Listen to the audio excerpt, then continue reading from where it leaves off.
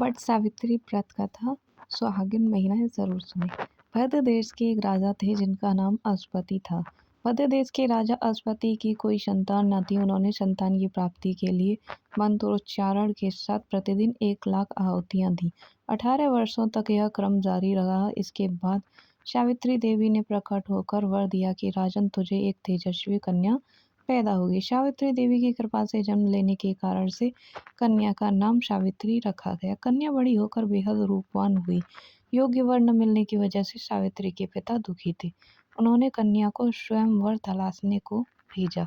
सावित्री तपोवन में भटकने लगी। वहां साल्व देश के राजा द्युम्नसेन रहते थे, क्योंकि उनका राज्य किसी ने छीन लिया था। उनके पुत्र सत्यवान को देखकर सावित्री ने पति के रूप में उनका वरण कर लिया। ऋषिराज नारद को जब यह बात पता चली तो वह राजा अश्वति के पास पहुंचे और कहा कि हे राजन, यह क्या कर रहे हैं आप? सत्यवान गुणवान है, धर्मात्मा है और बलवान भी है, पर उनकी आयु बहुत छोटी है। वह अल्पायु है। 1 वर्ष के बाद ही उनकी मृत्यु हो जाएगी। ऋषिराज नारद की यह बात सुनकर राजा अश्वति घोर चिंता में डूब गए। सावित्री ने उनसे कारण पूछा तो राजा ने कहा, पुत्री, तुमने जिस राजकुमार को अपने वर के रूप में चयन किया है वह अल्पायु है। तुम्हें किसी और को अपना जीवन साथी बनाना चाहिए। इस पर सावित्री ने कहा कि हे पिताजी, आर्य कन्याएं अपने पति का 1 बार ही वरण करती हैं। राजा 1 बार ही आज्ञा देता है और पंडित 1 बार ही प्रतिज्ञा करते हैं और कन्यादान भी 1 बार ही किया जाता है। सावित्री हठ करने लगी और बोली, मैं सत्यवान से ही विवाह करूंगी। राजा अश्वति ने सावित्री का विवाह सत्यवान से कर दिया। उसके बाद सावित्री अपने ससुराल पहुंचते ही अपने सास ससुर की सेवा करने लगी। समय बीतता चला गया। नारद मुनि ने सावित्री को पहले ही सत्यवान की मृत्यु के दिन के बारे में बता दिया था।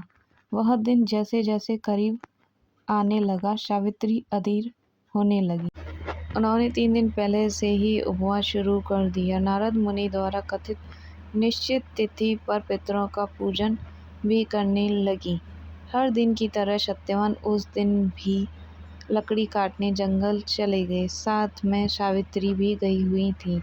जंगल में पहुंचकर सत्यवान लकड़ी काटने के लिए एक पेड़ पर चढ़ गए। तभी उनके सिर में बहुत तेज दर्द होने लगा। दर्द से व्याकुल सत्यवान पेड़ से नीचे उतर आए। सावित्री अपना भविष्य समझ गई। सत्यवान के सिर को गोद में रखकर सावित्री सत्यवान का सिर सहलाने लगी। तभी वहां यमराज आते दिखे। यमराज अपने साथ सत्यवान को ले जाने लगे। सावित्री भी उनके पीछे पीछे उधर की साइड ही चलने पड़ी। यमराज ने सावित्री को समझाने की कोशिश की। यह विधि का विधान है, लेकिन सावित्री यह नहीं मानी। सावित्री की निष्ठा और पतिव्रता को देखकर यमराज ने सावित्री से कहा, हे देवी, तुम धन्य हो। तुम मुझसे कोई भी वरदान मांग लो। सावित्री ने कहा, मेरे सास ससुर वनवासी और अंधे हैं, उन्हें आप दिव्य ज्योति प्रदान करें। यमराज ने कहा, ऐसा ही होगा। जाओ, अब लौट जाओ। लेकिन सावित्री अपने पति सत्यवान के पीछे पीछे चलती रही। यमराज ने कहा, देवी, तुम वापस जाओ।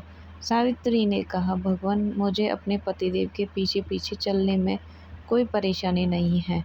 पति के पीछे पीछे चलना मेरा कर्तव्य है। यह सुनकर उन्होंने फिर से उसे एक और वरदान मांगने के लिए कहा। सावित्री बोली, हमारे ससुर का राज्य छिन गया है, उसे पुनः वापस दिला दो। यमराज ने सावित्री को यह भी वरदान दे दिया और कहा, अब तुम लौट जाओ। लेकिन सावित्री पीछे पीछे चलती रही। यमराज ने सावित्री को तीसरा वरदान भी मांगने को कह दिया। तभी सावित्री ने 100 संतानों और सौभाग्य का वरदान मांगा। यमराज ने इसका वरदान भी सावित्री को दे दिया। सावित्री ने यमराज से कहा कि प्रभु, मैं एक पतिव्रता पत्नी हूँ और आपने मुझे पुत्रवती होने का आशीर्वाद दिया है। यह सुनकर यमराज को सत्यवान के प्राण छोड़ने पड़े। यमराज अंतर्ध्यान हो गए और सावित्री उसी वट वृक्ष के पास आ गई जहाँ उसके पति का मृत शरीर पड़ा हुआ था।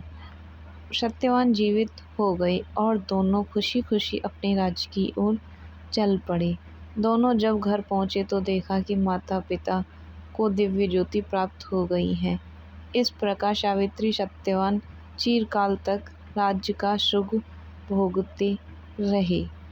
अतः पतिव्रता सावित्री के अनुरूप ही प्रथम अपने सास ससुर का उचित पूजन करने के साथ ही अन्य विधियों को प्रारंभ करें। वट सावित्री व्रत करने और इस कथा को सुनने से उपवास के वैवाहिक जीवन या जीवन साथी की आयु पर किसी प्रकार का कोई संकट आया भी हो तो वो भी टल जाता है। Thank you.